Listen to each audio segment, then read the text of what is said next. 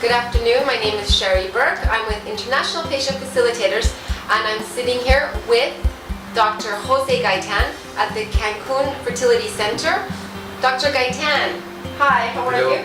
Thanks a lot for doing the interview. It's a pleasure. Dr. Gaitan, let's start about your education and why is it that you decided to go into the field of reproductive endocrinology and why you chose this particular field with IVF?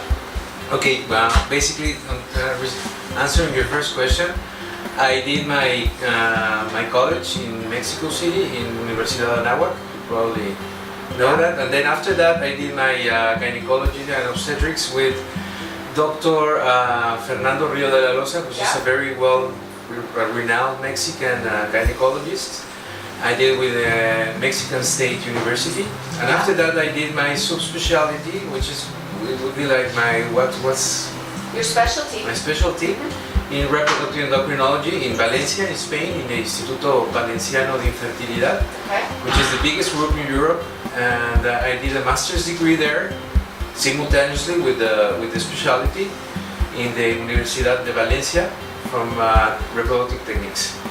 The reason it was I really liked it before everything else. When I started doing gynecobstetrics, I decided I would like to go into infertility, but life brought me here because I myself suffer from infertility with my So you have personal experience in infertility. That's right. I was a patient before I was a physician. I went through all the things, from problem coitus to doing the tubal reversal and the IVF and everything. So I've been in that side of the chair, Right. and that actually made it very easy for me to decide what I wanted to do. Hey, Dr. Gaitan, that's a really interesting question.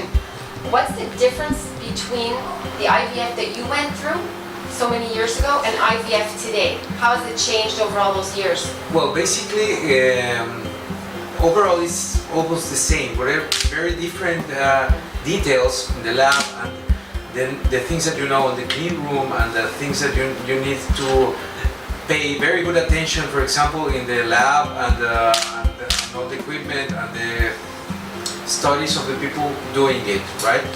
It would be very tedious to give you all the different things because all the cultural media has changed, all the procedures in the lab has changed, all the things that you need in machinery and the cleanness of the air and many things. What about the medications? Have they changed in the past 13 years, 14 years?